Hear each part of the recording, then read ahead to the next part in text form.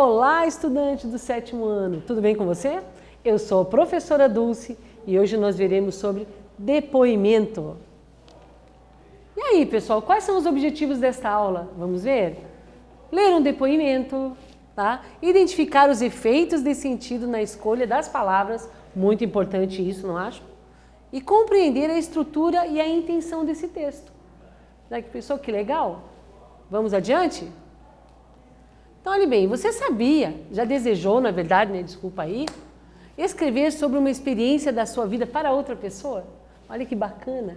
Aconteceu comigo, queria tanto que as pessoas soubessem. Aí, ó, é a sua chance. Se sim, o que te motivou a escrever? Sobre a sua experiência, uma coisa ruim, uma coisa boa, um alerta?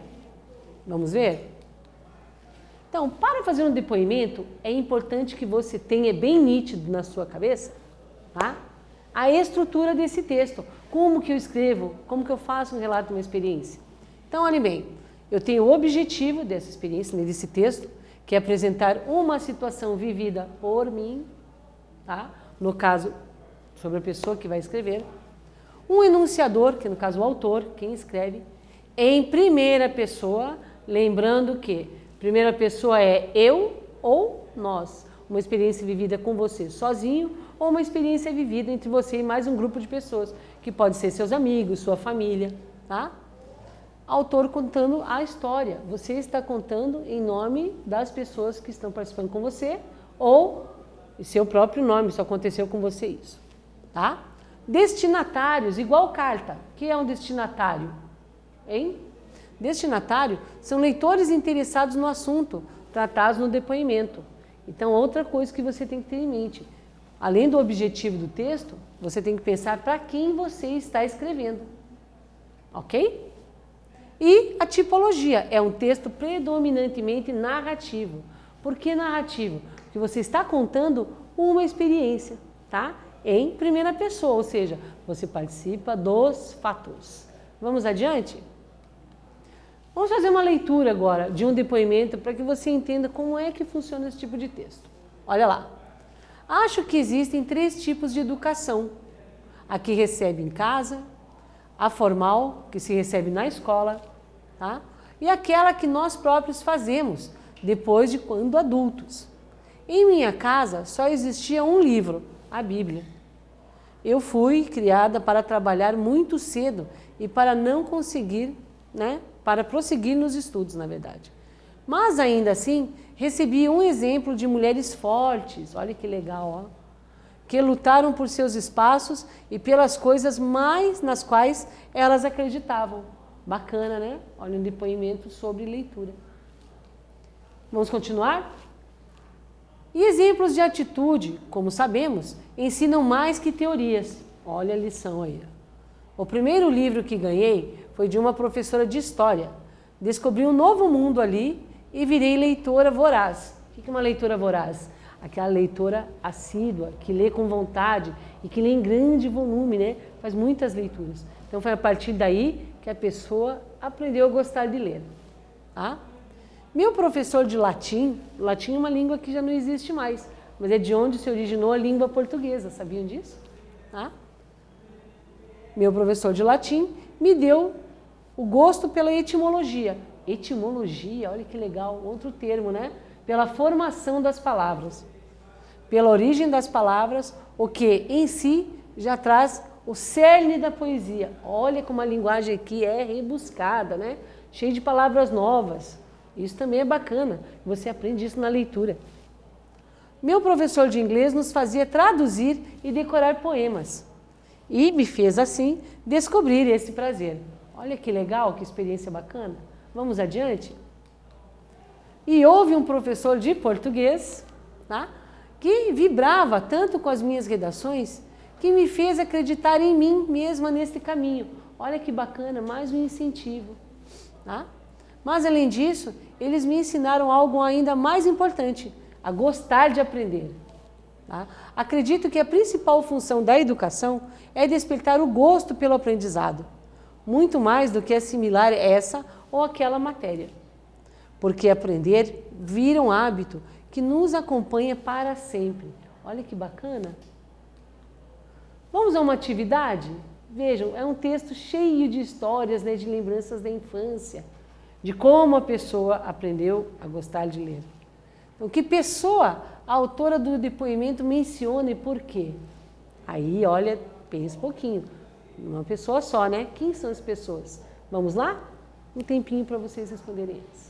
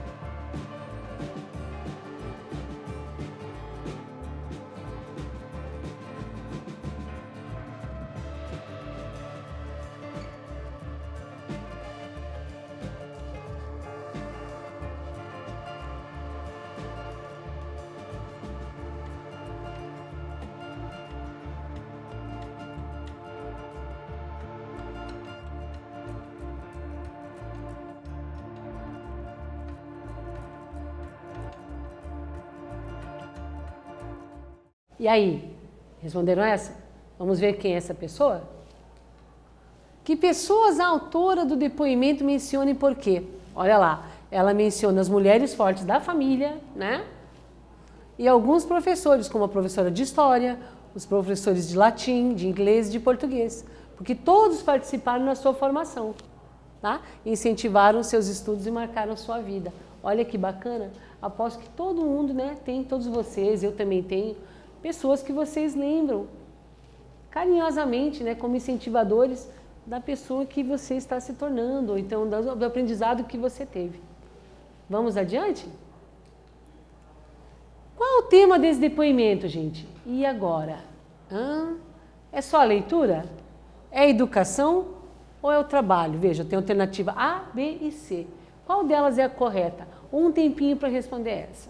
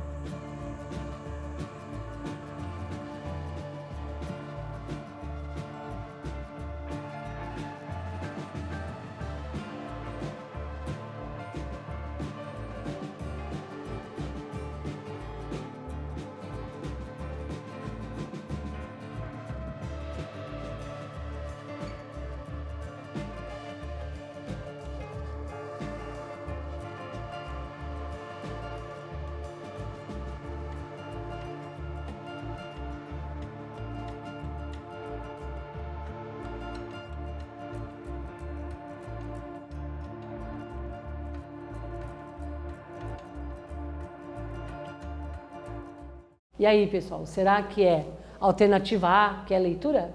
Será que a alternativa B, o texto está falando sobre educação? Ou será que a alternativa C, que é o trabalho? 1, 2 e... Tcharam! O texto fala sobre educação, que afinal de contas vai citar a questão da aprendizado da leitura e a influência do que os professores tiveram na formação dessa pessoa. Aposto que você acertou essa, hein? Vamos lá? Depoimento, gente, voltando aqui ao texto, né? Do que é um depoimento. É a narrativa breve de um fato específico, tá? Eu tenho que concentrar no único fato no depoimento. Vivido por uma pessoa. Os fatos são narrados por quem os viveu, para quem viveu esse fato, né? Verbos e pronomes são empregados na primeira pessoa. Primeira pessoa, relembrando, nunca é demais, eu ou nós. Eu, primeira pessoa do singular, nós, a primeira pessoa do plural, ok? Tá? E elementos básicos da narrativa, como sequência de fatos, pessoas, tempo, espaço e enredo, que são os elementos da narrativa, né? Lembrando que pessoas são personagens, tá? Sequência de fatos é o enredo aqui, né? Como que acontece o tempo é quando acontece, o espaço é onde acontece e o enredo é o que acontece. Então sempre eu tenho que ter em mente essas coisas para seguir a sequência do meu texto. Tranquilo? Vamos lá? Atividade 3, para colocar a cabeça para funcionar. Acho que existem 3 tipos de educação. A que me recebe em casa, a formal que se recebe na escola e aquela que nós próprios fazemos depois quando adultos. Vejam nesse trecho aqui retirado do texto. Segundo a autora do depoimento, a educação acontece em casa e na escola ou é um processo contínuo da vida? Explique. Um tempinho para responder essa.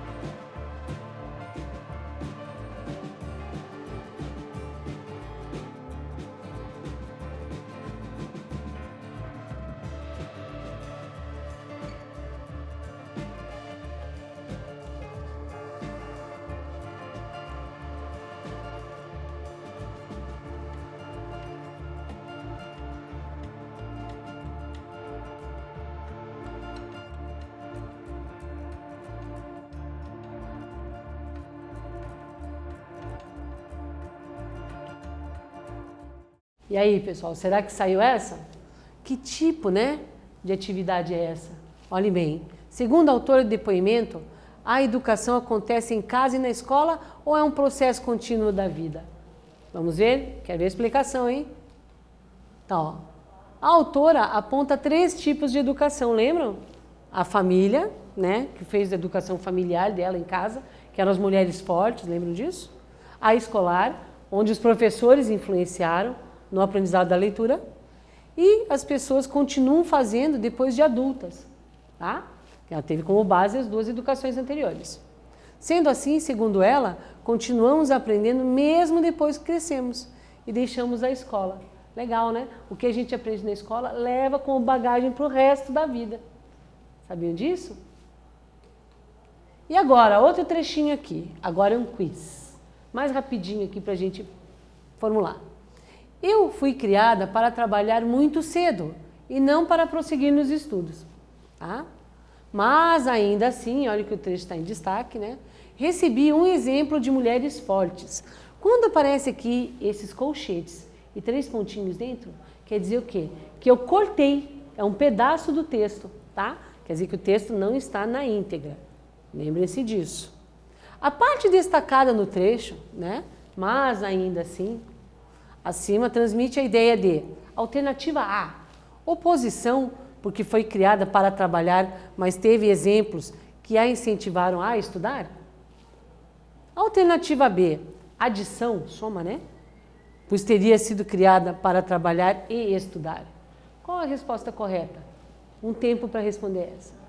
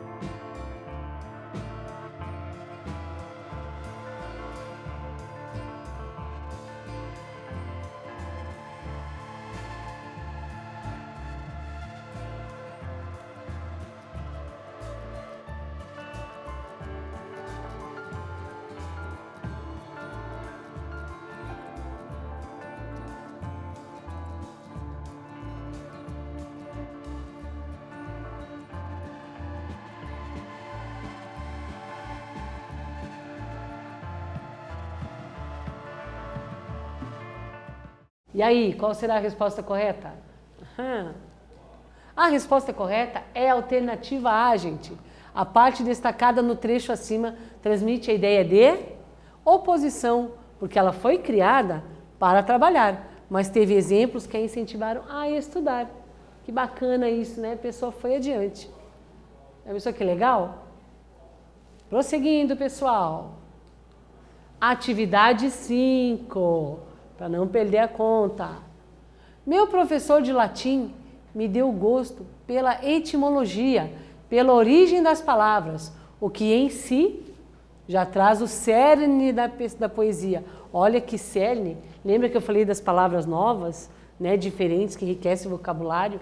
Essa atividade é para isso, tá? No trecho, a autora explica o significado de etimologia, que é a origem das palavras, não é mesmo? E a palavra destacada, cerne, o que ela significa? E agora? Às vezes a gente compreende a palavra, o significado da palavra, pelo entendimento do texto, sabiam? Então vou dar um tempinho para vocês relerem esse trecho e tentar descobrir o que é cerne. Vamos lá?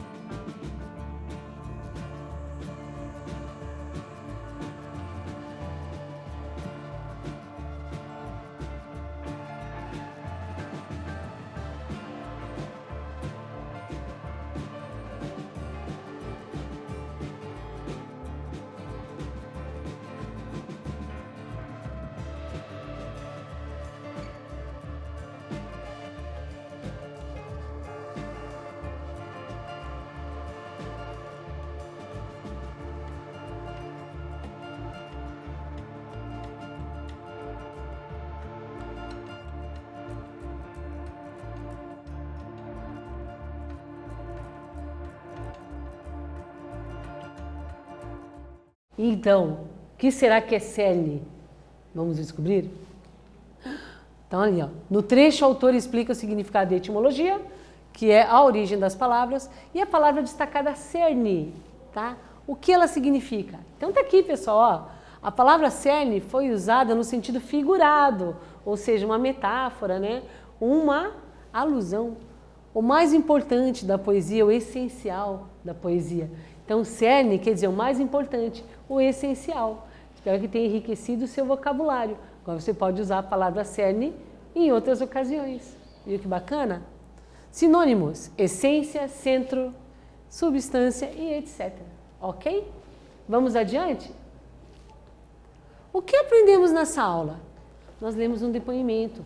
Veja que foi um depoimento muito bonito sobre alguém que aprendeu a gostar de ler. Como essa pessoa aprendeu a gostar de ler? Era uma pessoa que não era destinada para ser escritora. Ela foi educada para trabalhar. Olha que bacana. Então, quer dizer, são das pequenas coisas que a gente retira bons exemplos. Que legal, né? E tem mais, ó. O sentido de algumas palavras que vocês não conheciam, como etimologia, cerne, tá? E a maneira como foram organizadas para a compreensão do texto. Vejam, esse aqui obedeceu à estrutura de um depoimento. Nessa estrutura de um depoimento, a pessoa conta uma experiência que aconteceu com ela, tá? Como foi essa experiência, como ela começou a ser escritora. Então, quem lê esse depoimento já se incentiva para o futuro, né? Todo mundo é capaz, tudo pode acontecer, tá? Espero que vocês tenham gostado desta aula. Agradeço e até a próxima.